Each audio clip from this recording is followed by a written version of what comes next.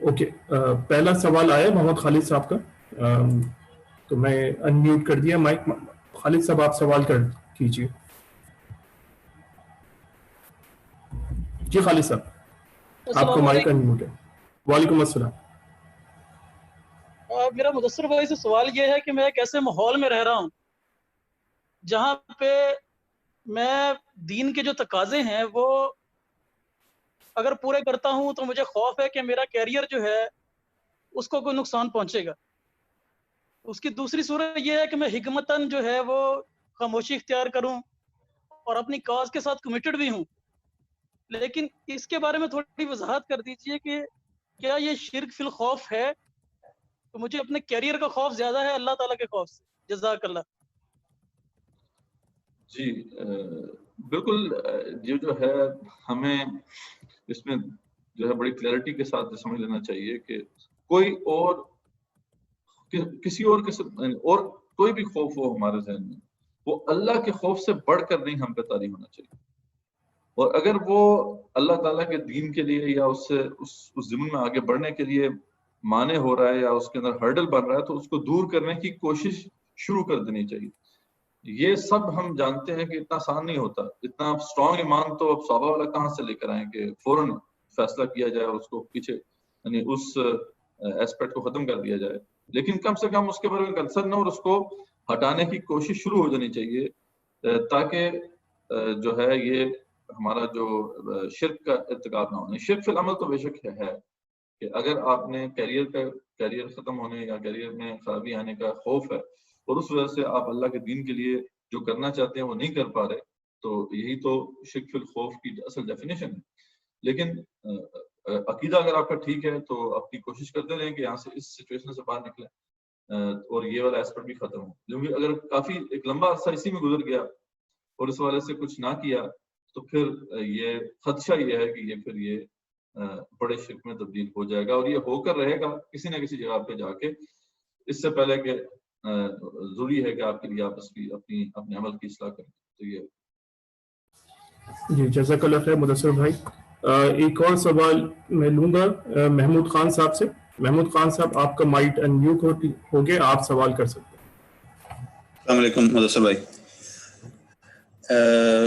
قرآن میں جہاں پر شراب کے بارے میں احکام آئے ہیں وہاں پر خمر اور میسر کا ذکر آتا ہے. تو میسر کی تشریح بعض لوگ یہ کرتے ہیں کہ ہم جو بغیر محنت کے پیسے بنانے کی کوشش کرتے ہیں، مثلا کسی اسٹاک میں لگا دیا یا کوئی زمین خرید لی، تو کیا یہ بھی اللہ کے احکامات کی خلاف ورزی ہوتی ہے؟ اس کے بارے میں کچھ بتائیے. دیکھیں ڈیفینیٹلی اب یہ ایک بڑا ٹاپک ہے ہمارا. ڈائریکٹلی اس سے لنک تو نہیں ہے کہ اس میں جایا جائے کہ اسٹاک ایکسچینج میں انویسٹ کرنا کیسا ہے. دین کے بہرحال اصول جو ہے انویسٹمنٹ کے حوالے سے وہ جو صحیح طریقہ تو یہی ہے کہ مضاربہ تک آپ جا سکتے ہیں. یعنی اگر آپ کی انویسٹمنٹ ہے اور کام کوئی اور کر رہا ہے تو آپ مضاربہ جو ہے اس طرح کی ایک آپ کی ارینجمنٹ ہو سکتی ہے. اگر آپ کام نہیں کر رہے، کام میں دوسرے کے ساتھ انوالو نہیں ہے تو مشارکہ اس طرح بنتا نہیں ہے، لیکن اس سے کہہ دیا جاتا ہے مشارکہ. اب اس میں بھی بہرحال کچھ لینینسی آج کے جو کنٹمپریری اسکالرز انہوں نے رکھی ہے کہ آپ ان آرگنائزیشن میں انویسٹ کر سکتے ہیں جن کا کام حرام نہیں ہے، لیکن اوور آل جو ہے ان کا بزنس ہے حرام نہیں. تو یہ ایک بڑا ٹاپک ہے. لیکن اس بات میں یہ ضرور ذہن میں رکھیں یہ بات کہ اس طرح کے جو معاملات ہیں اس میں احتیاط جتنی آپ کریں اتنی بہتر. جو مشتبہ چیز ذرا اس سے دور ہی رہیں تو پھر، کیونکہ جو بھی مشتبہ چیز میں پڑتا ہے ایک دفعہ تو پھر حرام اس سے بہت قریب ہوتا ہے. تو اس حوالے سے ظاہر بات اگر آپ کو احساس ہے، آپ کو پتہ ہے، آپ نے تحقیق کی ہے، ایک چیز غلط ہے پھر بھی آپ کر رہے ہیں تو پھر اس کا مطلب ہے کہ یہ شرک فی العمل کی صورت ہے اور اس سے بچنا حد الامکان کوشش کرنی چاہیے کہ اس سے بچیں. تو بڑی تھن لائنز ہیں، جیسا کہ آپ نے بات کی، اس طرح کے معاملات بڑی تھن لائنز ہیں حلال و حرام کی. ایسے معاملات میں آپ کو خود تحقیق کرنی چاہیے، خود دیکھنا چاہیے دونوں طرف کے پوائنٹ آف ویو کو تاکہ آپ سیٹسفیکشن حاصل کر سکیں، کیونکہ اس میں آپ کی آخرت داؤ پر ہے. ٹھیک ہے، کچھ ایسے معاملات ہیں جو فروئی معاملات ہیں، یعنی جن میں اگر آپ کرتے ہیں نہیں کرتے تب بھی کوئی اتنا بڑا مسئلہ نہیں پڑ جائے گا، فرق نہیں پڑ جائے گا. لیکن کچھ معاملے ہیں جو حلال و حرام کے بیچ میں جو ہے بڑی مشتبہ ایک باؤنڈری بنتی ہے، اس میں آپ کو خود بڑی کیئرفلی تحقیق کرنی چاہیے. تو بہرحال یہ ٹاپک ہمارا نہیں ہے تو اس پر زیادہ آپ سے ڈسکشن اگر آپ کرنا چاہتے ہو کر لیں گے. لیکن زمین کی خریداری میں بھی ہم اپنی طرف سے تو کوئی محنت نہیں کر رہے ہوتے. ہم وقت کے ساتھ کچھ منافع بناتے ہیں. جی بالکل. اب یہ ڈیفینیٹلی وجہ سے میں نے بتایا نا کہ اس کی مختلف ڈائمینشنز ہیں. اصل بات یہ ہے کہ زمین کے حوالے سے تو بات کلیئر ہے شریعت کے اندر کہ آپ زمین خرید سکتے ہیں. ٹھیک ہے, تو آپ نے ایک ایسٹ خرید لیا, وہ اب پڑا ہے, اب اس کو آپ بیچیں گے تو اس کو آپ کو فائدہ ہوگا. بالکل اسی طریقے سے آپ کوئی اور ایسٹ بھی خرید سکتے ہیں. ایسٹ آپ نے خرید لیا, اس کی over the period of time value بڑھ جاتی ہے, تو یہ علیحدہ مسئلہ ہے. لیکن ایک ہے کہ آپ کسی کمپنی کا اسٹاک لے رہے ہیں تو اب اس کے اندر آپ کی ایفرٹ نہیں ہے, اس کی ایفرٹ ہے, اس میں پھر آپ پروفٹ میں اور لاس میں شیئر کر رہے ہیں. تو یہ بیسیکلی ارینجمنٹ تو مشارکے کی ہو رہی ہے, لیکن ایکچولی یہ مشارکہ نہیں ہے. تو مضاربے میں یہ ہوتا ہے کہ آپ سارا لاس آپ بیئر کرتے ہیں, جبکہ پروفٹ میں شیئرنگ ہوتی ہے آپ کی جو بزنس پارٹنر ہیں اس کے ساتھ. تو وہ صحیح یعنی جو ہے اسلام کا طریقہ کار ہے, جو رہا بھی ہے. اسلام میں دراصل اس پورے کانسیپٹ کو سمجھے کہ سرمایہ کو پروٹیکشن حاصل نہیں ہے, محنت کو پروٹیکشن حاصل. پر کیونکہ یہ جیسے میں نے بتایا ٹاپک آگے جا کے ہم اس پہ ایک سیشن ضرور کریں گے, جو کہ اس کورس کے اسکوپ میں تو نہیں ہے, لیکن ویسے انشاءاللہ آپ سے ڈسکشن کی جا سکتی ہے. بات کوشش کریں کہ جو ٹاپک ہے ہم اسی پر رہیں. جزاک اللہ خیر. مدثر بھائی, میں حافظ فہیم جاوید صاحب سے گزارش کروں گا کہ اگر آپ سوال کرنا چاہتے ہیں تو آپ کر لیجیے. آپ کا میں نے مائک انمیوٹ کر دیا.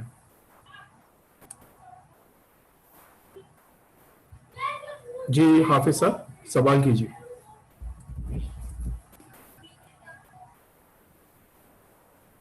جی حافظ صاحب آپ کو آواز آ رہی ہے؟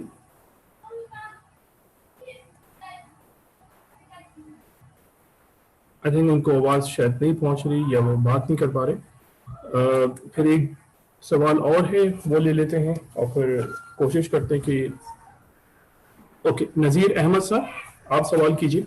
جی السلام علیکم. وعلیکم السلام.